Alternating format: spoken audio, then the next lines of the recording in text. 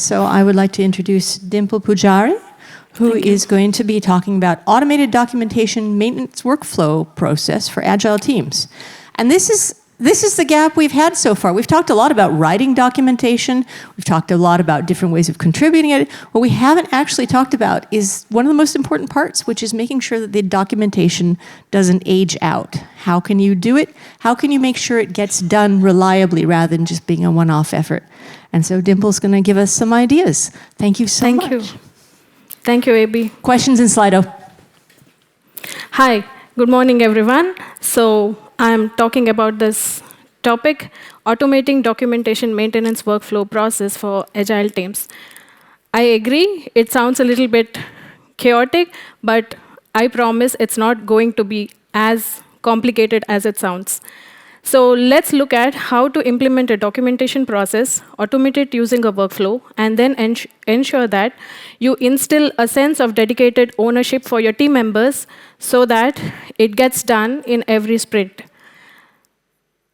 I admit, in this ever-changing AI era, this is not one of the flashiest topics, but it is not AI-powered content generation, neither it is a chatbot integration. But here is what we make the difference out of it.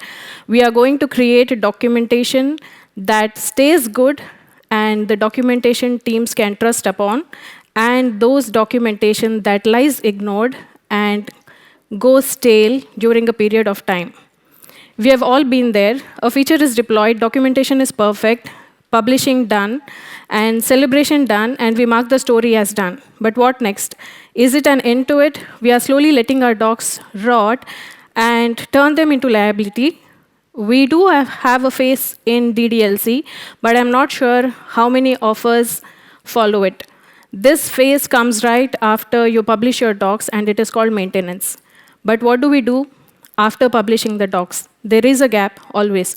So let's look at what solution did we implement, how we ensured that documentation maintenance is a cyclic flow, and how you can implement it within your teams and ensure that you make documentation maintenance a high priority task or a first-class citizen within your sprint workflow. So today we are going to talk about, I'm going to brush a little bit about what is documentation maintenance, what are the issues with documentation maintenance when it is not done right, and what is the problem, how can it be solved. So we came up with the manual solution, but what is the cost that comes with this manual solution? Why did we derive a zero-touch workflow? How did we arrive at a 100% success story? And what are the best practices and key takeaways? I admit, it's raining donuts in the morning. Of course, they are digital donuts. But I would like to consider this documentation topic. I would like to relate it with donuts, because if you look at the first donut, the smaller one, these are your everyday maintenance tasks, the kind that you knock quickly, maybe within a few minutes or within a few hours. Think of broken links, think of redirect fixes, think of formatting issues flagged by your CI/CD pipeline. So one day, our manager tried to implement the CI/CD pipeline to check broken links in all our repositories. And what happened was, it started generating reports.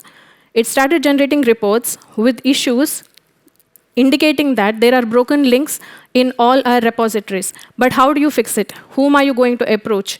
Whom are you going to talk to within the team? Because everyone has their own set of priority tasks that they have been assigned to during the sprint beginning of the sprint. So the next donut, which is a little bit bigger in size, shows that these are the post-release updates. These come after a release when reality meets documentation team. So recently, I had a section explaining if you're using this specific configuration. So the documentation was released quite long ago. But then there was this ticket raised by the support team mentioning there is a gap in the documentation. So if the user follows a particular workflow, the configuration breaks, the workflow breaks. So here's the workaround. You have to mention it in your documentation. Now, this requires actual content development, understanding the technical issues, writing clear descriptions, coordinating with cross-functional teams, and it of course has dependencies because you need to reach out to those stakeholders, get the appropriate information, implement it in your guide, get a peer review done, and then finally have it released. But it is more little bit complex as compared to the first one. So this might take half a day, or it might take 2 more days. The large donut, it tries to expose major overhauls. So this is the big one. Maybe a feature didn't work as expected. The feature got released, but then the product managers and the stakeholders realized that there are some gaps in the product itself. Because if the user tries to create a certain workflow, it may not work. In this case, there is an extensive requirement of documentation update to set proper user expectations. Or you can also think of it as you have a documentation which has been untouched for quite a long time. You want to improve it. Try and think of SEO. You want to improve it so that search engine looks up for your content and you are ranked better when the results are thrown at the users when they look for a particular keyword. So what do? You want to implement SEO and you want to improve your content. Next up, maybe you will also look at your platform analytics and try and analyze what are the keywords the user has been looking for, how can it be implemented in the documentation, how can you build information around it. Or worst case scenario, there could also be a feedback saying there is a large documentation gap and I'm not able to proceed because your doc talks only about how the feature can be implemented, but it really doesn't talk about the technical issues or technical configurations that I am looking for. This is majorly for advanced users. Like yesterday, some of them were talking we had wonderful speakers talk about advanced users and how we can differentiate our documentation between the new users and the advanced users. So this is one of that wherein you need to have large amount of information added into your documentation. But of course, this needs to go under a cycle of review from the stakeholders, from the team members, from so on and so forth. So now if you look at this from another angle, it can also be tied to your day-to-day tasks. For example, the smaller donut wherein you do not do your dishes at the end of the day and pile it up. Slowly it gets bigger. And then you have other issues to do on the weekends, so you do not have much time. So if you look at it from that particular angle, you know that you're going to pile up your maintenance tasks, you're going to spend a lot of time than the actual time required trying to fix these issues. So if you want to clean a house on a day-to-day basis, you do your daily chores, you do your weekend chores, and you do your yearly maintenance chores. So similarly, you can categorize your documentation into simple tasks that require certain amount of information and reviews, but also tasks that require a lot of information input and necessary changes. Yeah, you can see a frightful person. Sorry. That was me when I started my career as a technical writer, and I was working on a billing documentation which spanned across 700 pages. And it was really hard to format because if you have worked on Word documentation, you would definitely know how it works. If somebody likes to add comments on it, it starts dancing to its own tunes, and then it really becomes chaotic to handle your documentation. So that was me, and this is what I thought of when I was trying to work on this slide. Now, documentation debt is a risk. It is a hidden risk lurking in your knowledge base. So no one talks about it within the organization because the organization is always looking at other high priority topics. Documentation is always put to the end. So if you do not want that documentation debt adding up to your chores, I think you have to do something better. So let's talk about the compliance risks, the knowledge silos, and the reputational damage. For example, compliance risks. Let me give you a simple, sober, real-world example of if you have watched aircraft investigation, you would know how pilots at the time of emergencies rummage through the information manual, trying to understand what has changed, what can be improved, or at that time of emergency, what can they do to fix the issue? How can they save lives? So this is, of course, we are not flying airplanes here, but this is some struggle that also relates to us as to how we can improve our documentation and not throw our product under the bus. So another example would be when you want to, when you know that there is an audit coming up, but there is a newly implemented rules of Data Act of the European Union. You have your documentation, which was updated like 3 years ago, and you're not ready for your audit because you do not have a mention of it. So it's more like real risk, real consequences, and real liability. Knowledge silos. You're also creating single points of failure when people who have enough knowledge do not document it somewhere and then they leave the organization. Reputational damage. This we know. This happens to everyone because the content is not updated, users are frustrated, SMEs are irritated, and then it's more like a ripple effect, and everyone within the organization is affected, and so is the organizational flow. So we derived a manual solution on how to implement a workflow that will solve this problem for us. Because when, like I said, my manager implemented CI/CD broken link checker in the CI/CD pipeline, and he had to reach out to everyone asking who had the capacity to fix broken links or fix other issues. We do not want that every time. So there had to be a workflow that gets fixed, that fixes this issue. So the first one was, we thought, why not create a sprint roster? Okay, it has a sprint number, name of the person, name of the team member, start date, and the end date. Okay, you create it for the next 6 months, administrative task. Next, you set a reminder on the calendar for the next, how many ever days you want, on the sprint change day, indicating that, hey, it is the day of sprint change, so is the maintenance owner going to change. The next problem was, so the next thing that we did was, each team member had to create the ticket on their own after the sprint started. So this is a problem.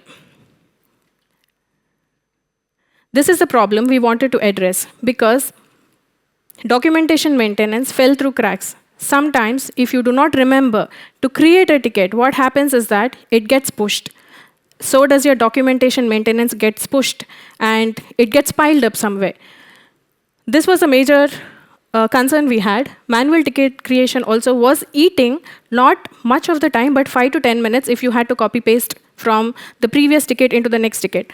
But however, it was not the same because if we did not find the time to copy-paste, we would just create a ticket, maintenance ticket, and then there wouldn't be a checklist of items the person had to perform. There wouldn't be a there wouldn't be a label that would help try and track the ticket as a documentation maintenance task.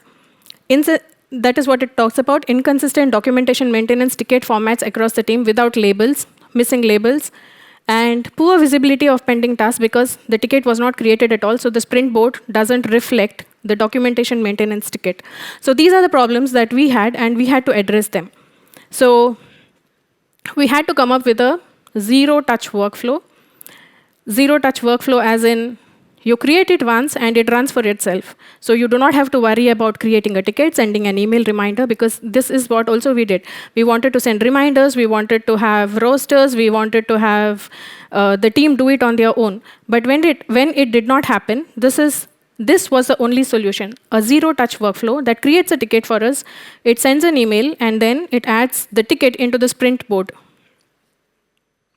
So we wanted to break the cycle with automation, an automation that creates 100% success rate, doesn't fail, doesn't forget to create tickets, and zero failures, happens every time, and saves at least 5 to 10 minutes of your sprint time. So we wanted to say goodbye to the repetitive administrative tasks.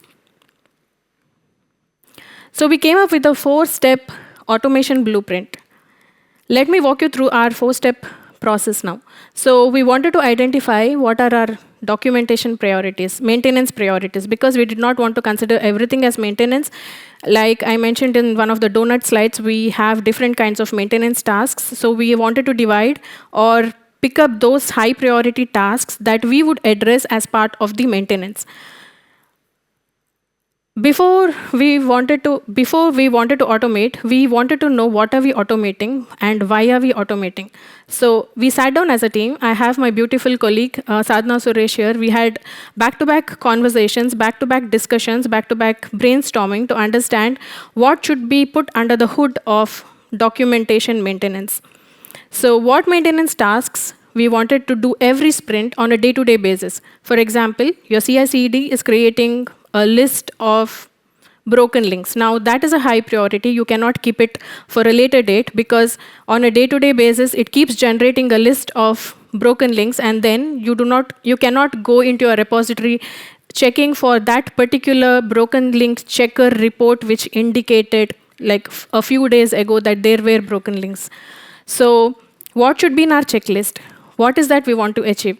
Do we want to fix broken links? Do we want to fix redirect issues? For example, you change the name of a file for better SEO, and when you change the name of the file, you forget to create a redirect for it. For example, there could be users who are bookmarking certain pages, but then when you create a redirect, it ends up into a walled garden of 404 error pages.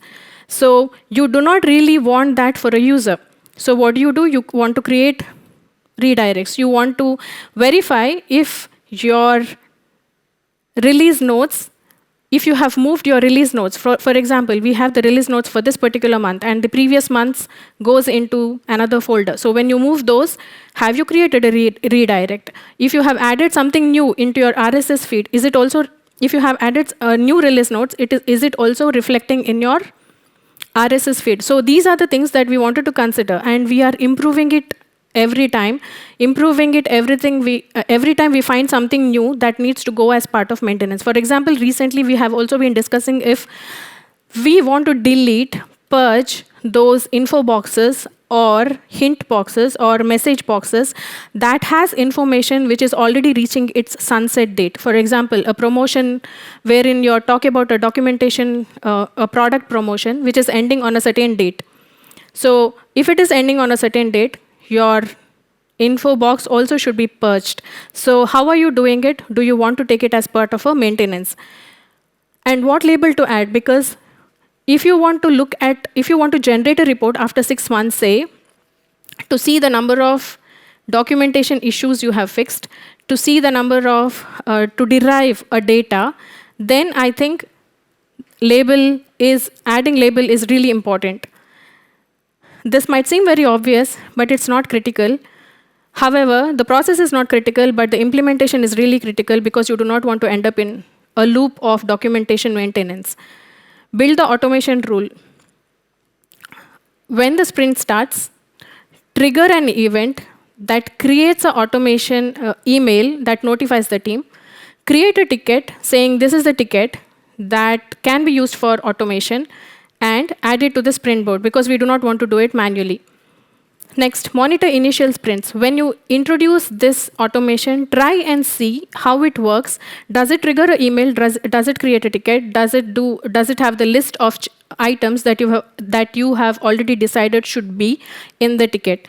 So come up with this plan, identify all that you want to take as part of maintenance, and see if something is missing in your tickets. And once it works, you can scale with confidence. You can add it to different sprint boards. You can also implement it, and you can also share it with other teams if they want. If the software engineering team also wants to have a software documentation, software maintenance just like yours. The automation workflow, just like I mentioned, trigger the rule, generate a ticket, notify the team. If you notice here, I have deliberately not add to the sprint because that was something we did later. So the initial task was to create, generate, and notify. So you have to trigger the rule when the sprint starts. On the day the sprint starts, immediately as soon as the sprint starts, you want to generate a ticket with a certain format. It should have a subject line, it should have an issue type, it should have a label, and it should have some smart values that can provide you information about what is the ticket number, what is the ticket URL with which you can easily access it, and to which sprint does it belong. Also, notification to the team must contain certain information about the same things that I mentioned now. Automation rule setup. So this automation rule setup explicitly mentions when should the automation trigger. For example, trigger it as soon as the sprint begins. Action chain is create a ticket, set fields, important fields like improvement, or if you want to add labels, or if there are any other fields that you want to tie up to your ticket, add to the new sprint board. It should be added to your new sprint board. Of course, this was introduced later, like I mentioned. Send an email. Notify the team members that it has been immediately created and there is no delay. Use smart values. We did not use many smart values. These are the 3 smart values we have used. Sprint name, because we want to know for which sprint this ticket has been created. What is the issue key? That is the ticket number itself. Issue URL references to the URL of the ticket. If somebody wants to quickly access it, then click on the URL. So these are the things that gets listed in the email as well. So first process, configure your rule. So setting up your automation rule, you want to have a name that is unique to your automation. You want to derive a scope. You want to specify to which team does it belong to, because you do not want to fire this automation rule in every other board. It is just specific to your own board and applies to your project. So scope is critical. We restricted it to our specific documentation board. Why? Because we, just like I mentioned, we do not want it everywhere. So scope it tightly. Notify on error, absolutely yes, because when you start building this automation, there are phases wherein you may fail, and you want to know what failed and how do you fix it. So try to create a rule, let the owner know when it fails, and let the owner fix it. So you need to have an owner, a dedicated owner who can constantly, who stays accountable and who can constantly look at the rule, monitor it, keep maintaining this rule, and ensure that it's running smoothly. You cannot have it as a dedicated or a shared team account, but a real person who can monitor it on a regular basis.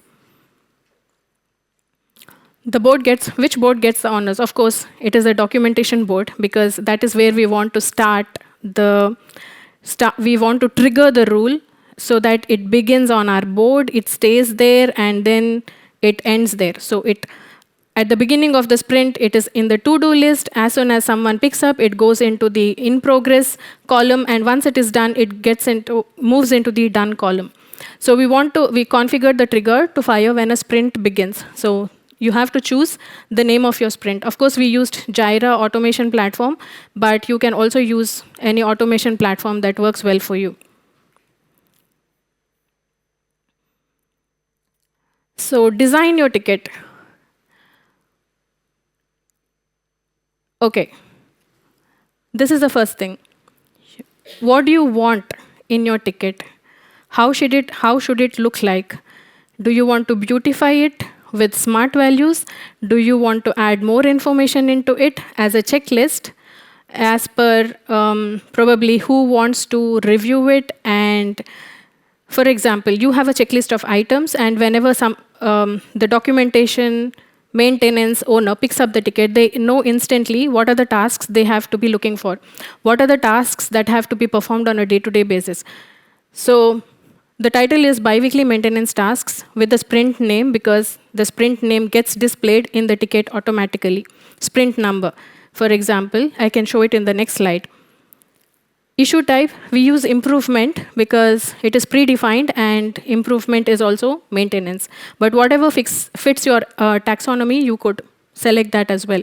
Summary, the subject of your ticket, keep it concise, and whoever joins the team a few years later will definitely know what this format has been created for.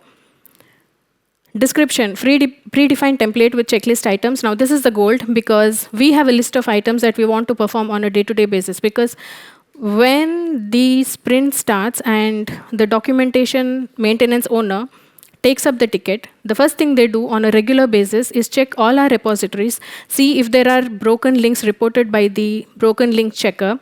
See, we are also having linting, so if there are issues with linting, try and fix that. So you could also add a checklist of items that you want to perform on a day-to-day basis, or if you want to fix certain things that can also be picked up later.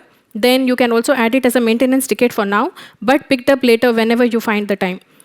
Review and update screenshots if necessary. Monitor your channels, because we also have these channels. We have product channels, we have technical communication channels, where in product or customer support tries to reach out to us if there are issues, if there are knowledge gaps, if there some improvements need to be done. So everything gets listed in the ticket. We are describing it here. So whoever starts with the ticket knows what kind of maintenance tasks they should be following and implementing on a day-to-day basis. Smart values are your friends. So I cannot stress this enough, but you need to have smart values in your ticket. So the selected project, it's the technical writing team's project.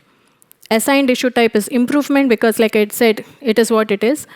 Summary is biweekly maintenance task, and the sprint name is actually a smart value which says, okay, this is the sprint name. It has been created for this particular ticket, for this particular sprint. And then you have a checklist of items. Associate labels, this is very important because they streamline report generation and provide instant insights. So if you want to look at sprint after sprint trends, for example, we had an issue wherein certain links were reported as broken, but actually they were not broken, because whenever we tried to click on that, based on the report generation, they really did not fail, but they worked. So it seems like our maintenance, our link checker was running at the same time they had a maintenance. So probably at the same time when this firing is happening here, it doesn't show up. But this is an issue, and it continued for over 2 weeks. So we had to decide if we wanted to add a code checker that ignores these set of websites from tagging them as broken. So it is also useful for decision making, so data-driven decision making, report generation. Configure email notification. How do you want it to be configured? Created issue key, sprint name, created issue URL. It gives the URL of the ticket. It says the number of the ticket. It says for which sprint this ticket has been created, and the email gets fired as soon as we create the sprint board. There is no delay. It's instant. This is a sample of the original configuration that I spoke about. So this is how a email configuration looks like. This is an email template. Okay. Branch rules.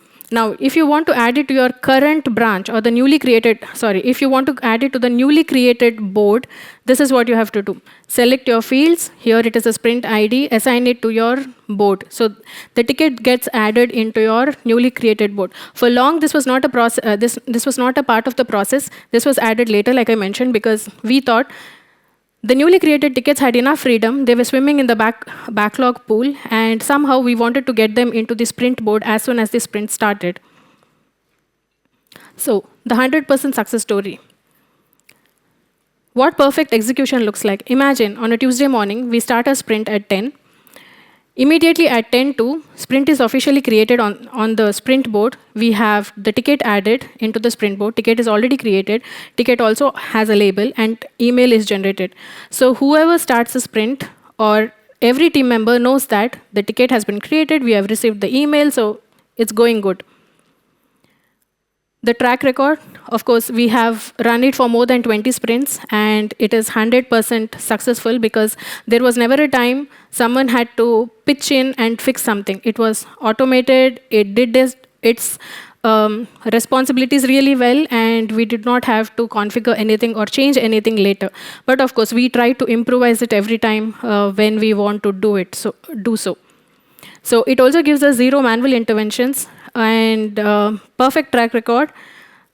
So the real ROI is that, return of investment is that, beyond time savings, because in every sprint it might save you 5 to 10 minutes of time, which is not really huge time.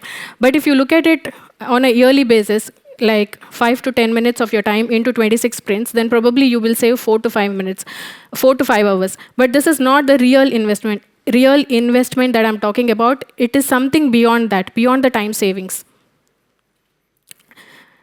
The true value is that it's 0 forgotten maintenance tasks. We have never forgotten anything. It's always there on the board, created on time.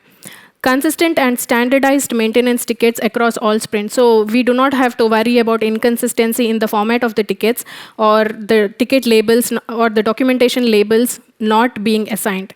We have 100% documentation maintenance visibility and accountability, because even the SMEs now know, or the product managers now know that apart from this task, okay, this resource is also working on the maintenance. So maintenance has become a part of our day-to-day workflow. So elimination of human error. No more typos, no more discrepancies in the checklist items, no more forgetting to add labels, no more trying to say, okay, we forgot to add the ticket into the sprint. This is the ROI that matters, because it's not just about time, it's also that we have achieved consistency and peace of mind is delivered, because no one wants to do these administrative tasks. Best practices and key takeaways. Start small. Start creating smaller templates. Start using smaller smart values that you really want in your emails or in your tickets. And do not over-engineer the solution on first day. Try to implement it, test it, see how it goes, how useful it has been. Is there something that you need to add? Is there something that needs to be changed, deleted? For example, when a new team member joins your team, you may want to add their email address. When you add a new process, for example, like I mentioned, the release notes reflecting in the RSS feed, that is something new. Maybe you want your documentation owner also to check that, documentation maintenance owner to also check that, just to ensure that everything is perfect. Stop creating overly complex tickets. Start small, start simple. Skip monitoring. Okay, this is something important. Do not skip checking your audit logs, because as soon as you start, you have all your errors reported there. And then it becomes easier to understand what goes wrong, what is going wrong, how can you fix it. So audit logs are important, and no neglecting dedicated ownership, because now the team knows that it happens in a cyclic manner, one person after the other, and you know when your responsibility is to take up the maintenance ownership. So you're kind of implementing this within the team, the process within the team, and ensuring that the team also is responsible and they know that this is an important part of our day-to-day tasks. Launching without team training. Ensure that your team knows what they have to look for, what they have to start with, what they have to check on a day-to-day basis or on a weekly basis, or however you want to implement it. Your path to automation success. Automate your manual ticket creation, save your time, ensure that you have perfect consistency, and 100% success rate is achievable, because this is not theoretical, this is something we have implemented, and once we created automation, it's on its own. It's creating tickets, it's doing its task. We do not have to go and monitor if something is missing there. We know that it's happening, so it's 100% successful. You have saved your time, some time at least. I can say that you're saving 5 to 10 minutes of your time. It might sound minimal, but you can use that 5 to 10 minutes to rummage through your important email or to read through some important information at the start of your day. 100% success rate is achievable. Try and iterate and see how you can implement it. And validate with a single sprint before scaling, because even before you want to go big or go ensure that everyone knows about it, ensure that your team does it at a smaller scale. Start small, it works, it's successful, the results are achieved, and then you can talk about it to your other team members or external team members and ensure that they can also make this as part of their own teams, maybe software maintenance. So, and whenever you see a documentation that is in a good shape, ensure that you give kudos to the maintenance owners, because they are the ones who ensure that the documentation is kept in proper format, in proper consistency, and has all the information. So it cannot be just a single person's effort, but it's a team's effort, it's a dedicated ownership, but there is someone constantly behind that wheel trying to ensure everything is perfect and in place. So remember to give some kudos to the documentation maintenance heroes. Thank you.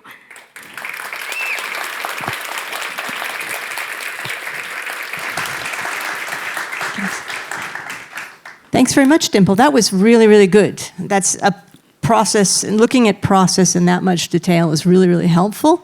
Thank you. We are a little tight on time, but I did want to ask one question that is going to come up a lot in my experience, which is you've got these tasks now, you've got them they exist, they're in sprints and like that. How do you make sure they're prioritized enough that they don't get dropped? Because that's the next failure point.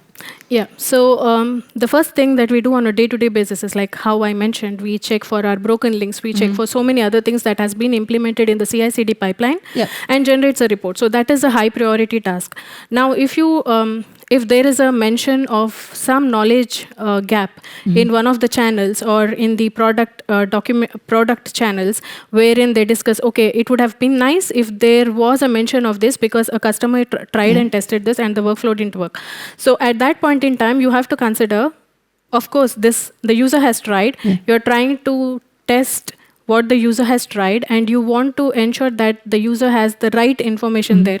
So that is also a high priority task. But if you're too tied up with too many other tasks that is already in the sprint, so you can add it as a backlog item, but ensure that in the next sprint, you pick up a little lesser tasks and ensure that you push this as a high priority.